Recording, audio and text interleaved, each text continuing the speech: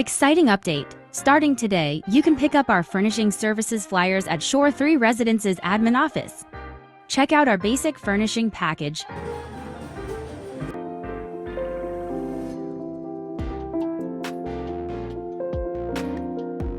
And hi everyone and welcome back to my YouTube channel. I'm Dale Publico from Dale Prime Corp. And nandito tayo sa Shore 2 Residences, Tower 2, 4th floor, facing ng Makati. So yung unit na to is naparenta namin ng 27,000 with management fee. So ang mga nilagay namin dito is basic furnishing lang. Then itutour ko din kayo. Pagka kami pala ang pina-furnish ninyo is hassle-free na. Like for example, yung gate pass, working permit, kami na po yung magpa-process sa admin. Ang gagawin nyo lang is mag-issue kayo sa amin ng conditional SPA or yung SPA na kami na yung mag-process. So tuloy-tuloy lang. Like for example, pagka nandyan na yung aircon, kami na mag-aasikaso. Kailangan kasi nun kapag hindi kayo basta makaka-install ng aircon kapag may delivery kayo. First, pupunta kayo sa admin. Mag-fill up kayo ng working permit. Sa working permit, kailangan wala kayong balance ng association dues sa admin. So, pipirmahan nila yon na approve na. And then, pupunta kayo doon sa backdoor, ipapakita ninyo. And then, ganun din yung gate pass. Isusulat nyo doon lahat yung mga kailangan i-deliver. Kapag walang gate pass, hindi nila papapasukin. Same din po kapag may gusto kayong i-pull out sa unit ninyo, kailangan din ng gate pass and wala kayong balance ng association dues sa admin. And then, i-approve nila yon.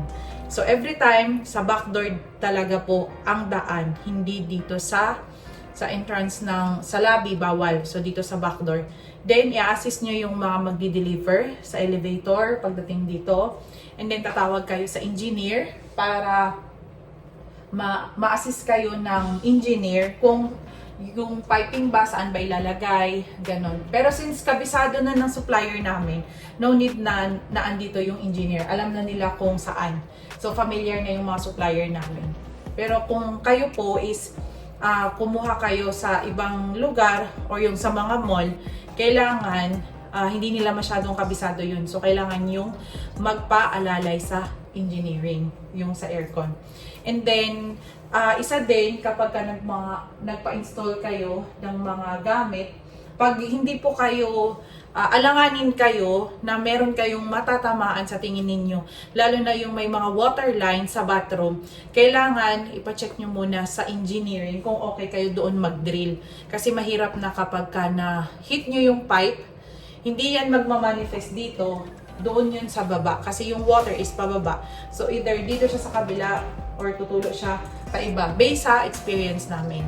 Yun. So itutur ko na kayo sa unit para makita ninyo kung ano yung mga nilagay namin na basic furnishing. So, pagka sa appliances lang yung o-orderin ninyo sa amin as package, nasa 99,000. Kapag yung sa furniture naman, nasa 130,000. So, itutur ko kayo, ang overall is nasa 200. Yan. Ito yung unit. Bali, ang tenant namin is long term. So, no need na maglagay ng microwave, mga kitchen utensils, wala na pong nilagay. Ganyan lang. And then, ang nilagay lang namin is yung microwave shelves dito para mas may lagayan talaga siya. And then, ang saksakan sa likod. 2-door na ref, Panasonic. And dining set na gray na marble. And sofa na leather. So, lahat na dito is leather na. Yun na yung in-order ko. Mas mabilis siyang linisan. And then, ito yung pinili ni owner na fan light. White. So, simple lang. And dito, white na aluminum. And ngayon, naglalagay na kami ng mattress protector. Yun kasi yung napansin namin. Hirap na hirap kaming linisin. Ito kasi hindi pa natanggal yung plastic ng mattress. Pero ipapatanggal namin. Yan. So, magandang klase to. Ito yung bed, leather din. Then, naglagay lang kami ng design dito sa headboard niya. And ito yung napili ni owner na ilaw dito. Ang ganda. Modern, ano lang siya, parang Nordic style. And then, naglagay din kami ng curtain na blackout. So, ang napili niya is Samsung. Yan. Sa balcony, wala na kaming nilagay. So, ano nga ba ito? So, since tag-ulan ngayon, may tubig dyan.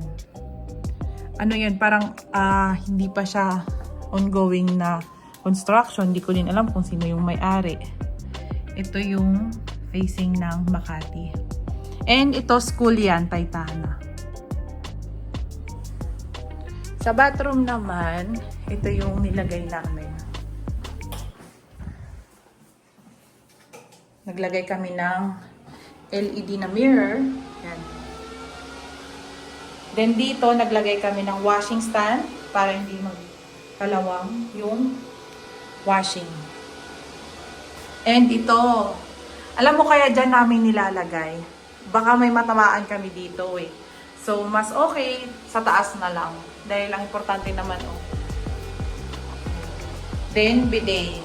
Naglagay na kami ng bidet. And shower heater. Matagal na tong na-stock na unit eh. So, tingnan nyo, may ano na siya oh, moist. So, pina-check namin. Wala naman daw water leak sa taas. Moist lang daw yan sa unit. So, nakaka-experience din ba kayo ng ganun? Sobrang tagal nang nabakante. Ito, kinalawang na nga ito eh. Pero nagawa ng paraan namin. Yung iba, ito, tingnan nyo. Pagka matagal na. Pero trinay lang namin parang i-restore. Kaso nagasgasan siya. Yan. So, ito lang. Basic na basic. So, pag interested po kayo, just email us at inquiry@talktoteamdale.com kung gusto niyo na kami na mag-asikaso lahat. Yun. Thank you! Thank you for watching! Eh, dapat ata papasok siya nung nakita niya nakabanta sa ventilator. Hi, guys! Hi, teacher! Tumatawag yung teacher mo! So,